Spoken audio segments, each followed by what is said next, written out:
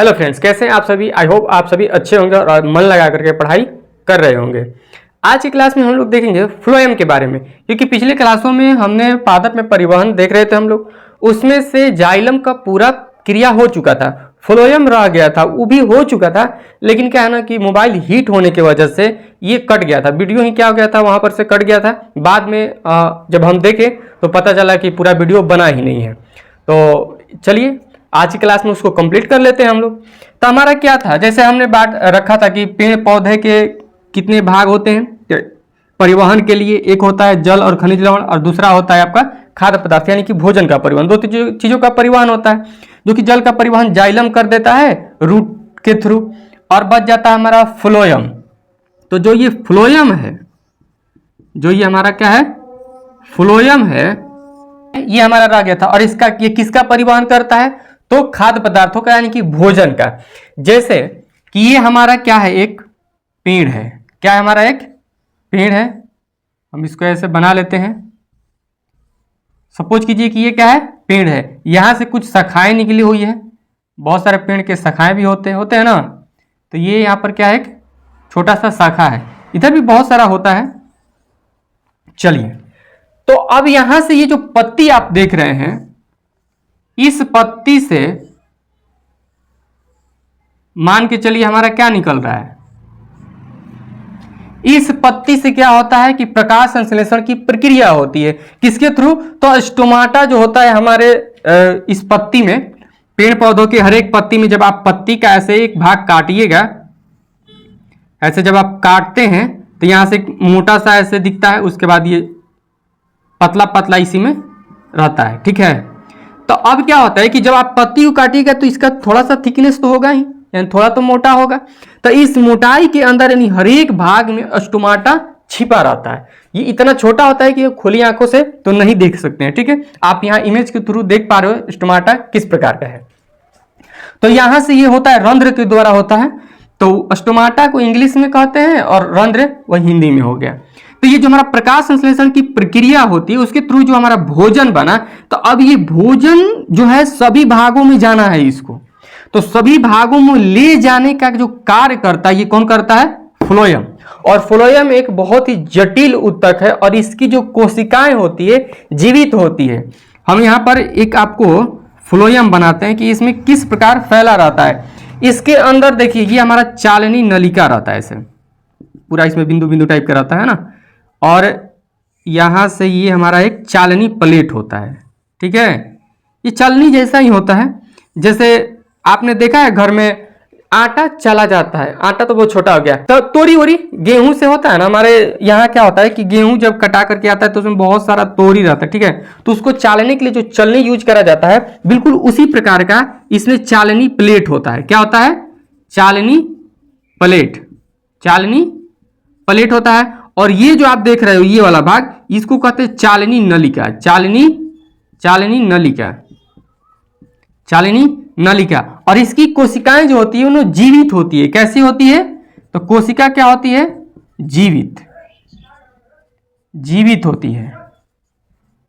अब देखो, ये फ्लोएम में एक भाग से दूसरे भाग तक जाता है जो खाद्य पदार्थ, उसको स्थानांतरण कहते हैं। यानी कि इसमें एक भाग से दूसरे जगह जाने के लिए स्थानांतरण की क्रिया अपनाई जाती है। जैसे मान के चलो इसमें अधिक सांद्रता है, क्या है, इसमें क्या है, अधिक सांद्रता है।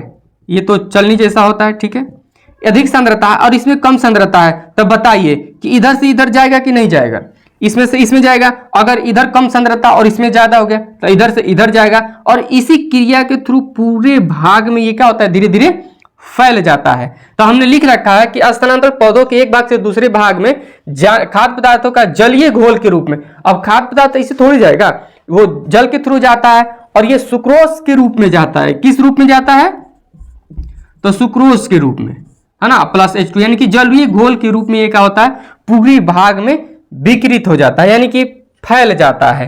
और ये स्थानांतरण के थ्रू, यानी एक भाग से दूसरे भाग। और जब ये इसका सांद्रता अधिक होता है, क्या होता है, जब सांद्रता अधिक हो तो इसको कहते हैं संभरण सिरे। क्या कहते हैं, संभरण सिरे। आप लोग इसको याद रखेंगे। ठीक है। अगर सांद्रता कम हो, क्या हो, सांद्रता कम हो, तो इसको कहते हैं उपभोग सिरे। क्या कहते हैं, उपभोग सिरे। ये दो नामों को आप याद रखेंगे क्योंकि कभी कभी पूछ देता है अलग नाम दे करके, काम वही होता है, अलग नाम दे देता है और आपको पता नहीं रहता है, तो इसलिए हमने ये दे दिया। तो अधिक सांद्रता से कम सांद्रता की ओर जाते रहता है, ये स्थानांतरण के रूप में पेड़ के हर एक भाग में सुक्रोज के रूप में चलता है। ठीक है, भोजन का विखंडन, विखंडन नहीं कहेंगे, यानी कि फैल जाता है। ठीक है, अब समझो कि ये जो फ्लोएम के थ्रू हमारा यहां से आया, मान के चलिए ये हमारा पत्ती है, तो यहां भोजन बना, तो इधर से फ्लोएम फैला हुआ है, जड़ की ओर आया। ठीक है, अब मान के चलिए इस पेड़ को हमने यहां से इसे काट दिया है, हमने इस पेड़ को क्या किया, ऐसे काट दिया, तो पेड़ तो कट गया, लेकिन इस भाग में तो भोजन बनेगा ही क्योंकि यहां पर भी पत्ती है।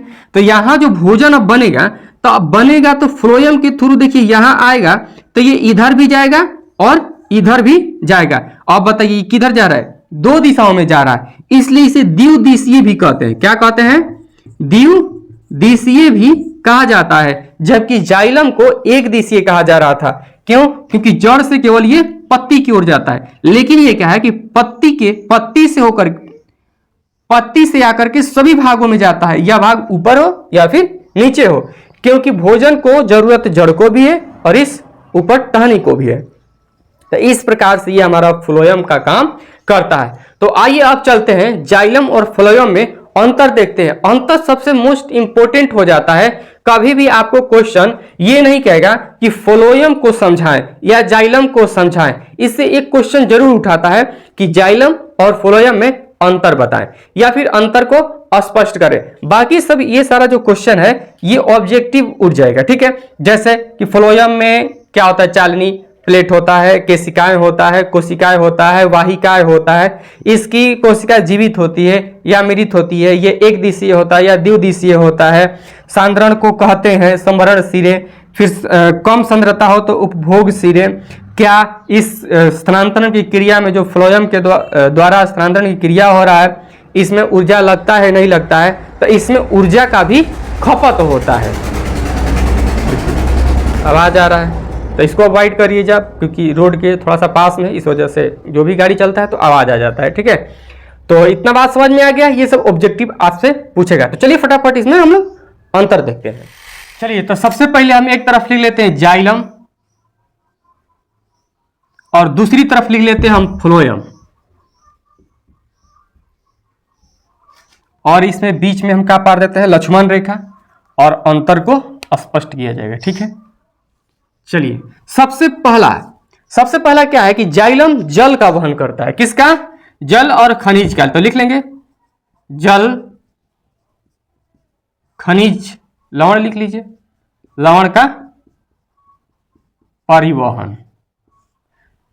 खनिजों का जो परिवहन होता है किस रूप में होता है, याद है आपको, तो आयन के रूप में। किस रूप में, आयन के रूप में, ध्यान रखिएगा। ये क्या पहला इसमें फ्लोएम में क्या हो जाएगा, तो खाद्य पदार्थ का परिवहन, या कभी कभी भोजन भी दे सकता है। ठीक है, खाद्य पदार्थ का परिवहन, पदार्थों लिख लीजिए। ठीक है, दूसरा क्या होता है, सबसे पहले लिखेंगे कि इसमें वाहिकाएं पाई जाती है। क्या होती है, वाहिकाएं। इसमें क्या पाई जाती है, तो वाहिकाएं पाई जाती है, लिख लीजिए, पाई जाती है। इसमें क्या पाया जाता है भाई, तो इसमें पाया जाता है चालनी नलिका। क्या पाया जाता है, चालनी नलिका, या फिर आप चालनी प्लेट भी लिख सकते हैं, पाई जाती है, पाई जाती है। हो गया।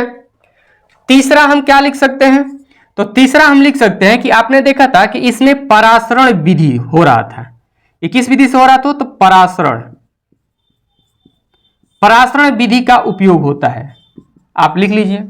इसमें क्या होता है कि परासरण और प्लस में विसरण दोनों विधियों का यूज होता है। परासरण और प्लस में विसरण। अब परासरण और विसरण आपने 9th क्लास में पढ़ा है, लेकिन हमने विसरण के बारे में, परासरण के बारे में पिछले क्लासों में भी समझा रखा है। अगर आपने नहीं देखा है तो उस क्लास को भी जरूर देखें। चौथा क्या लिख सकते हैं हम, तो चौथा लिख सकते हैं कि इसकी जो कोशिकाएं होती है, यानी कि इसकी जो मृत कोशिकाएं होती है। कैसे होती है? मृत कोशिकाएं। तो लिख सकते हैं कोशिकाएं मृत होती है, ऐसे लिख लीजिए, कोशिकाएं मृत होती है, मृत होती है। ठीक है।